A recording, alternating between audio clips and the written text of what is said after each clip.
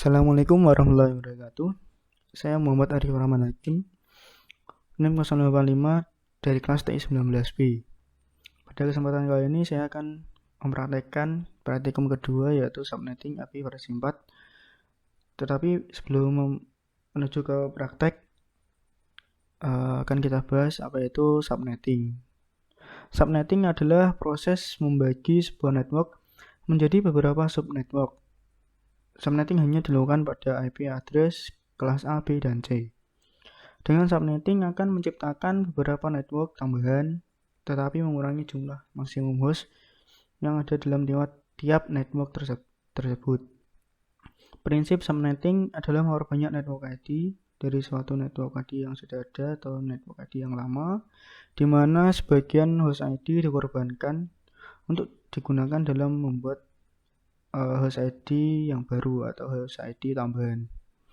Dalam pembentukannya, ini awalnya yang lama terdiri dari net ID dan host ID. Ketika akan membentuk subnet yang baru, host ID ini akan terpecah atau dikorbankan menjadi subnet ID yang baru dan host ID. Ini menyebabkan pada bagian net ID menjadi lebih luas atau lebar, tetapi mempersempit pada bagian host ID. Selanjutnya kita akan membahas perhitungan subnetting yang paling gampang dengan graf dan tabel. Sebagai contoh, di sini ada kelas C atau subnet kelas C/24 dengan panjang 0 sampai 255. 255 ini adalah broadcast dari /24 ini. Sebenarnya panjangnya ini mencapai 256, tetapi tidak karena tidak ada yang boleh atau duplikasi dari API, sehingga yang bisa dimuat dalam /24 ini hanya 254. Ketika kita akan memecah lagi menjadi /25, network awalan dari yang awalnya seperti ini menjadi dua bagian, dimulai dari pada bagian ini yaitu 0 sampai broadcastnya 127, dan yang bagian lainnya awalnya 12 networknya 128 dan broadcastnya 255 dan seterusnya. Langsung saja ke praktikum. Skenario-nya kita akan membuat dua subnet, yaitu lab 1 dan lab 2 dengan panjang /26. Tetapi kita akan menggunakan yang dimulai dari 0 sampai lab 1 dimulai dari 0 sampai broadcastnya 63, dan yang lab 2 64 dan broadcastnya 127. Mungkin akan menjadi seperti ini pada aplikasi Cisco.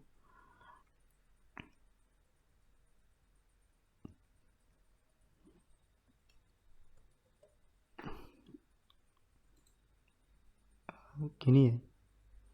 Sebelumnya kita akan men-setting terlebih dahulu dari IP konfigurasinya.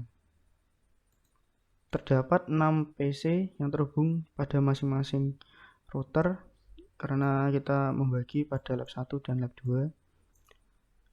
Yang lab 1 dimulai PC 1 dengan IP 1 dan subnet 192 karena kita menggunakan panjang /26. Pada PC1 kita gunakan gateway. Nanti juga pada bagian router akan disamakan dengan gateway karena mengarah ke lab 1 pada bagian router.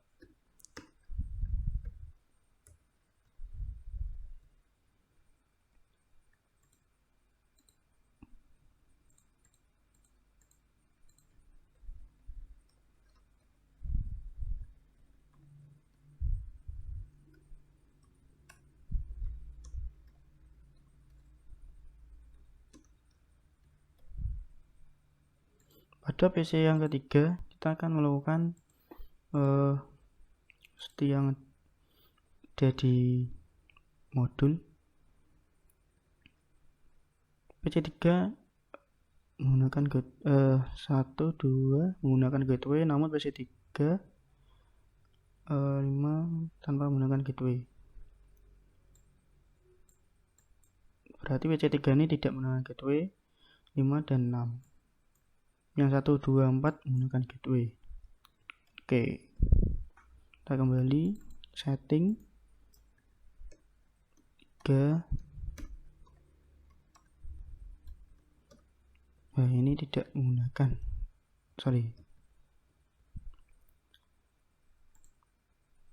Lanjut ke PC 4. PC 4 ini dimulai IP-nya dimulai dari 65, karena pada bagian panjang /26 tadi, bagian pertamanya adalah 64, jadi dimulai dari 65 IP.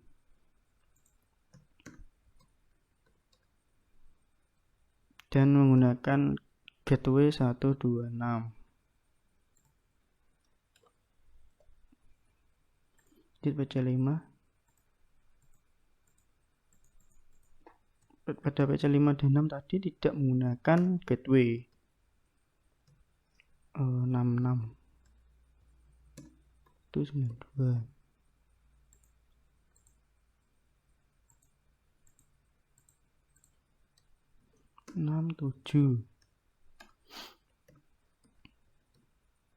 Selanjutnya kita akan setting router. Saya menggunakan router yang tersedia di bagian ini, di bagian yang ini. Sebenarnya banyak, tetapi saya akan mencoba menggunakan yang paling kiri saja.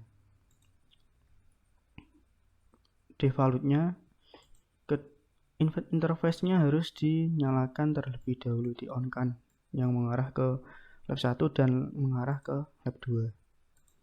Yang lab 1 kita setting pada menyamakan gateway yang ada di lab 1. Untuk subnet maksudnya sama. Yang di lab 2 itu 26.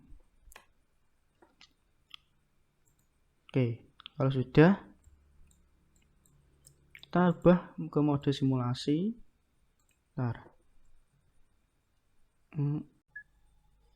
Setelah selesai tadi, kita lihat perintahnya. Langkah percobaan. Setelah setting IP selesai, pindahkan mode simulasi, terus skenario, filter event list ke ICMP. Kirimkan paket sampel PDU PC1 ke PC3. Yang pertama PC1 ke PC3.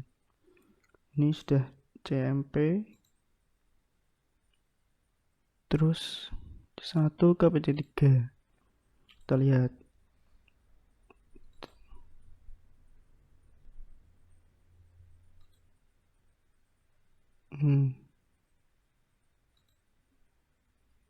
Karena berada dalam satu subnet, berarti tidak ada masalah walaupun PC3 tidak memiliki gateway. Terus PC1 ke PC4 yang tidak dalam satu subnet atau jaringan. Kita delete, reset, terus 1 ke PC4. Kita lihat. Kirim ke switch. Switch tidak menemukan IP, lempar router. Bentar. Nah, lempar router mengetahui ke ini. Terus ke PC4, lalu dikembalikan. Dan pada dasarnya komunikasi itu kan dua arah, menerima dan mengirim dan menerima. Jika tidak memenuhi salah satu jika tidak terjadi menerima dan mengirim, berarti komunikasi itu dianggap gagal. Oke, terus ke selanjutnya PC2 ke C5. 2 ke PC5. Kita lihat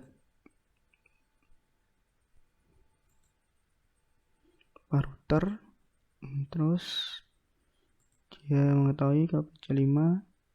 Nah, PC5 ini tidak ada gateway-nya karena dia beda subnet, berarti dia hanya bisa menerima saja. Dia tidak mengetahui caranya mengembalikan kiriman paket dari PC2. Itulah gunanya gateway. Terus yang terakhir PC3 ke PC6. C3 C6. Wah, ini tidak ada gateway-nya semua. Apakah dia bisa? Padahalnya saja dia tidak bisa karena kedua-duanya ini tidak memiliki gateway. Artinya gateway ini kan sarana untuk melewati subnet ini, mencari ke subnet yang lainnya. Jika ini tidak ada gateway-nya, berarti dia tidak bisa melewati set subnetnya sendiri dan mencari IP yang tertuju, yang diminta.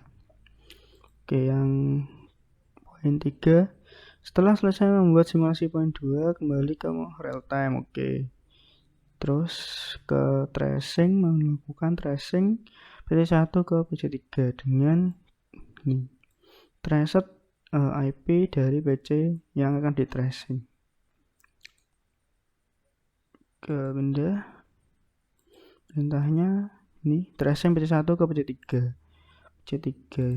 Bentar, saya lupa.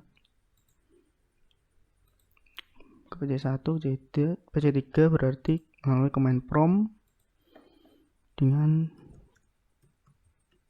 trace IP-nya di benar itu 9.3. Nah, dia langsung menemukan karena dia berada dalam satu subnet.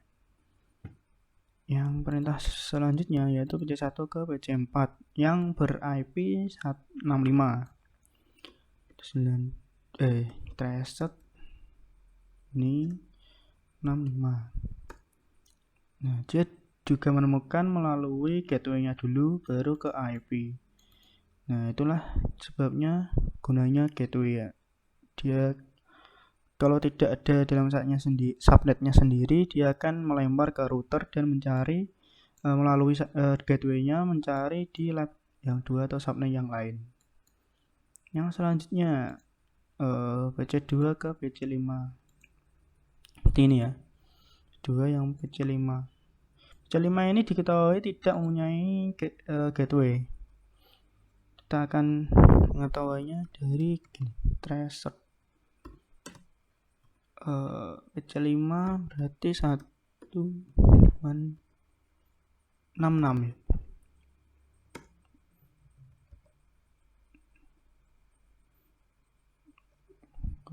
Find host.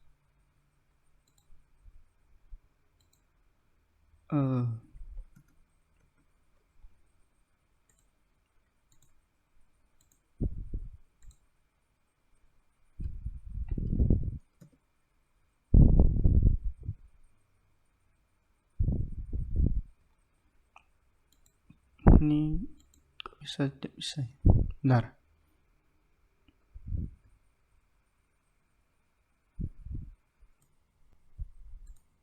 Oke, kita akan coba lagi ya. Saya tidak tahu apa yang terjadi. Kadang juga error. Ini. Apakah karena PC5 ini tidak ada gateway-nya? Saya tidak tahu. Sudah, kita lanjutkan aja ke PC3 ke PC6.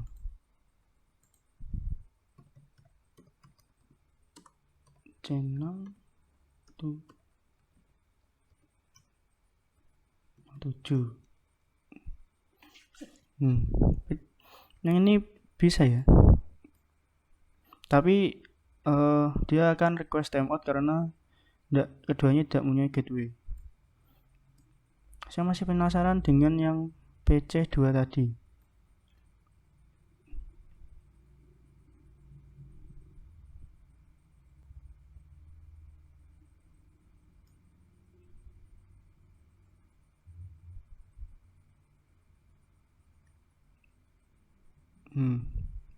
Bisa dipastikan ini tidak akan bisa karena tidak mempunyai gateway pada si pengirim maupun si penerima.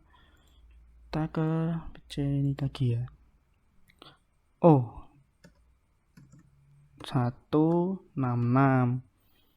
Wah, saya kurang teliti ternyata. Nah, ini bisa, tapi bisa mengirim, tidak bisa menerima. Kita tunggu respon dari PC yang 2. PC6 PC5 deh. Mohon maaf. Dia akan request timeout. Nah, karena yang PC5 ini tidak mempunyai gateway. Mungkin hanya ini saja yang bisa saya sajikan. Mohon maaf karena banyak kesalahan maupun banyak kekurangan dalam video saya kali ini. Namanya juga belajar, sama-sama belajar. Sekian, wassalamualaikum warahmatullahi wabarakatuh.